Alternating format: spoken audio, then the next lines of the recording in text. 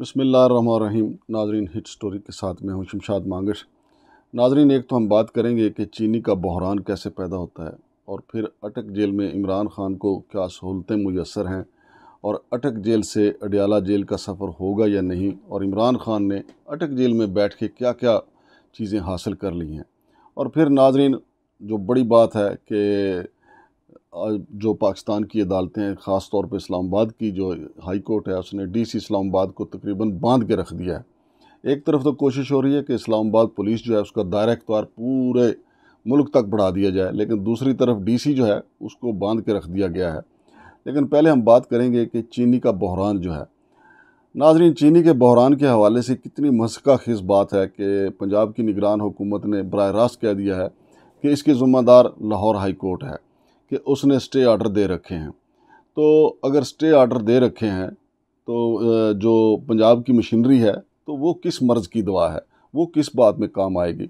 लेकिन अगर चीनी के मामलात में 2 stay order Lahore high court ने दे रखे हैं, तो सब्ज़ियाँ फिर क्यों महंगी हुई, दालें फिर क्यों महंगी हुई, और उसके अलावा जो महंगाई आई हुई है वो क्यों महंगी हुई, डॉलर क्यों महंगा हुआ, पेट्रोल क्यों महंगा हुआ, बिजली क्यों महंगी हुई, ये किस तरह आप हाई कोर्ट पे डालेंगे। लेकिन देखें, हमारे यहाँ जो हमारे सियासतदान हैं वो झूठ के ऐसे अलंबरदार होते हैं, झूठ बोलते हुए वो देखते नहीं है कि हम पकड़े जाएंगे, बस वो कहते हैं कि झूठ बोलो और काम चलाओ।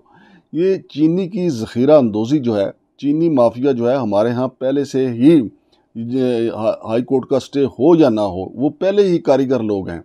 होता यह है कि जब चीनी का स्टॉक तैयार होता है, जब चीनी तैयार होती है, तो ज़ख़ीरा अंदोज़ बड़ी बड़ी रकूम देकर शुगर मिल्स को अपनी चीनी उन्हीं के गोदामों में रखा देते हैं, और जो चीनी वहाँ से उठा ली जाती है वो अपने गोदामों में भी रख ली जाती है।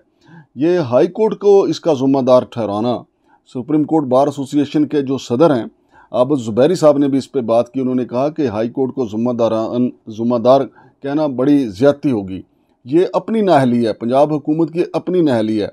अगर हम ये मान भी लें बात कि हाई कोर्ट ने स्टे दिया हुआ है, तो वो स्टे खारिज करवाने के लिए मोहसिन नकवी साहब को अब ख्याल आया। उन्होंने एडवोकेट जनरल से कहा है कि जल्द अज जल्द स्टे खारिज करवाया जाए। तो क्या ख्याल है कि लाहौर हाई कोर्ट अगर स्टे खारिज कर देती है तो परसों तरसों से क्या चीनी जो है 120 रुपये किलो हो जाएगी? सवाल ही पैदा नहीं होता। जो चीनी की कीमतें ऊपर चली गई हैं वो बुनियादी वजह यह है कि आपके मुल्क में महंगाई का तूफ़ान आया हुआ है। उस तूफ़ान की वजह से हर चीज़ महंगी है। अभी आप देखें कि अदरक 1000 रुपये किलो बिक रहा है, मटर जो आम आदमी के इस्तेमाल के खाने की पीने की अशिया हैं वो 400 रुपये किलो मिल रहे हैं। इसी तरीके से बाकी भी सब्ज़ियां अगर आप देखें तो बहुत महंगी हैं। दालों के रेट भी किसी हाई कोर्ट के स्टे की वजह से ऊपर नहीं गए, और इसके अलावा जो पेट्रोल है वो भी किसी के स्टे की वजह से नहीं गया। डॉलर पे भी किसी का स्टे नहीं है।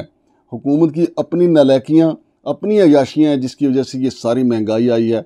लेकिन हुकूमत को ये हक़ हासिल होता है कि वो जितना मर्ज़ी झूठ बोले। आम आदमी को ये हक़ नहीं है कि वो हुकूमत को जाके गिरबान से पकड़े कि आपने हमारे साथ ये झूठ क्यों बोला है। अलबत्ता लाहौर हाई कोर्ट को चाहिए कि वज़ीर आला पंजाब को तलब करें कि जनाब ये तो 2 स्टे हैं, इस पर तो अदालत अपना फ़ैसला दे लेगी, बाकी महंगाई का हमें हिसाब दें। वो तो स्टे, वहाँ तो स्टे नहीं है। हाई कोर्ट अलबत्ता हुकूमत से पूछ सकती है।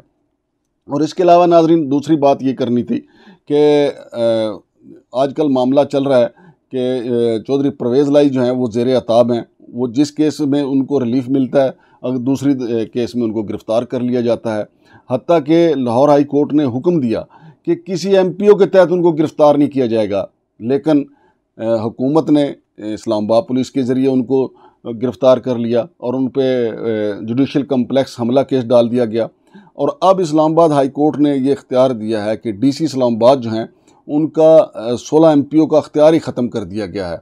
और हैरत अंगेज़ बात यह है कि इस्लामाबाद हाई कोर्ट में जो रिकॉर्ड पेश किया गया है वो जनरल यूब खान दौर में ये इख्तियार जो 16 MPO का दिया गया था DC को, इस्लामाबाद को, वो इख्तियार सिरे से शामिल ही नहीं है, वहाँ पे कोई ऐसी बात ही नहीं है। लेकिन इस्लामाबाद हाई कोर्ट का ये अच्छा फ़ैसला है कि उन्होंने 16 MPO के तहत ये इख्तियार को ख़त्म कर दिया है।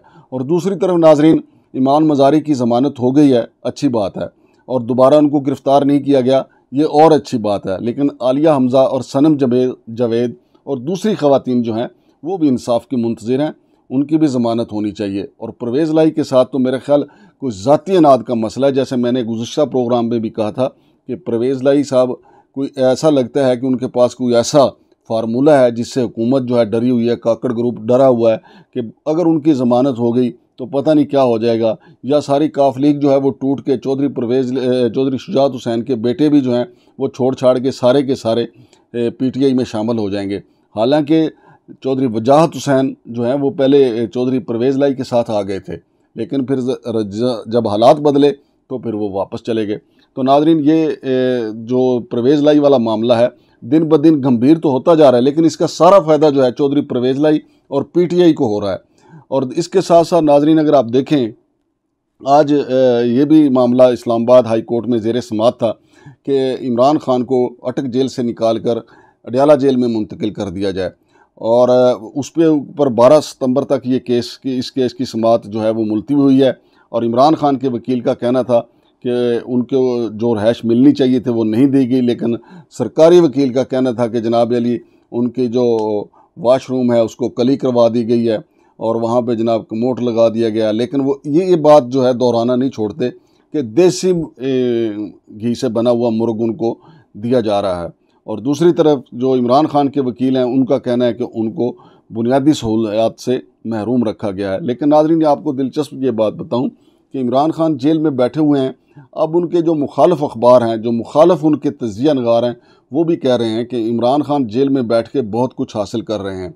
उसका एक तो जब वो तजिया नगार बात करते हैं वो मियाँ नवाज शरीफ की मिसाल देते हैं कि वो आज़ाद हैं, वो अपने भाई की हुकूमत में भी नहीं आए और अब भी वो जुर्रत नहीं कर रहे कि वो पाकिस्तान आए, चूँकि उनको पता है कि हालात किसी भी वक्त बदल सकते हैं।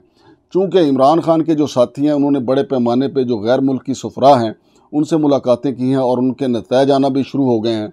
और PDM को ये पूरा ख्याल है, ख़ास तौर पे मौलाना फजल रहमान, आसिफ अली जरदारी और मरियम बीबी को ये पूरा उनका ज़हन बना हुआ है कि इंटरनेशनल मुलाकातें जो PTI के लीडरों ने की हैं उसके दूररस नतीजे निकलेंगे। ना सिर्फ इमरान खान रिहा होंगे बल्कि चेयरमैन पार्टी की हैसियत से भी, तहरीक इंसाफ के चेयरमैन की हैसियत से भी वो इंतखाबात में हिस्सा लेंगे। और चेयरमैन की हैसियत से उन्होंने इंतखाबात में हिस्सा लिया तो आपको पता ही है फिर जो रिज़ल्ट आएंगे। बल्दियाती इंतखाबात में भी उन्होंने कड़ाके निकाले हैं, ज़िमनी इंतखाबात में तो बिल्कुल ही उन्होंने हुंजा फेर दिया था, और जब उन्होंने 9 नशिस्तों पर इलेक्शन लड़ा था 8 उन्होंने जीत ली थी। और अब तो फिर ये जो जाने वाली हुकूमत है ये कानून साजी भी करना चाहती थी भी कोई बंदा एक से ज़्यादा नशिस्तों पे इलेक्शन नहीं लड़ेगा। लेकिन इमरान खान जेल में बैठकर मुसलसल जो है वो अपनी मंजिल हासिल कर रहे हैं और उनके साथ जो मुज़ाकरात हो रहे हैं, जो ये तासर दिया जा रहा है कि ऐसा नहीं होगा कि इमरान खान मान नहीं रहे, लेकिन इमरान खान भी चाहते हैं पाकिस्तान तरक्की करे, पाकिस्तान मजबूत हो, और जो उनसे मुज़ाकरात चाहते हैं कर रहे हैं वो भी चाहते हैं कि पाकिस्तान में इस्तेहकाम पैदा हो और पाकिस्तान आगे बढ़े। लिहाजा इस नुक्ते के ऊपर मुज़ाकरात आगे बढ़ रहे हैं। और नाज़रीन, बड़ी ख़बर यह है कि इमरान रियाज़ के हवाले से आज जो लाहौर हाई कोर्ट में जब केस था तो उनके वालिद को एक फ़ोन आया था जिसमें कहा गया था कि अगले 10 रोज़ में इमरान रियाज़ जो है वो घर पहुंच जाएगा। ये बड़ी खुश आइंद बात है कि इमरान रियाज़ साहब जो हैं वो ज़िंदा हैं और खैर खैरियत से अल्लाह करे वो अपने बच्चों के साथ, अपनी फैमिली के साथ पहुँच जाएँ। इस दौरान उनके वालिद मोहतरम और फिर उनके अहल खाना ने जो परेशानी बर्दाश्त की है वो भी लायक तहसीन है। अल्लाह ताला उनके मसाइल को हल करे। बहरहाल इमरान रियाज़ का जल्द बाज़याब होने की यकीन दहानी जो है वो अच्छी बात है। शमशाद मांगड़ को इजाज़त दीजिए। अल्लाह हाफ़िज़।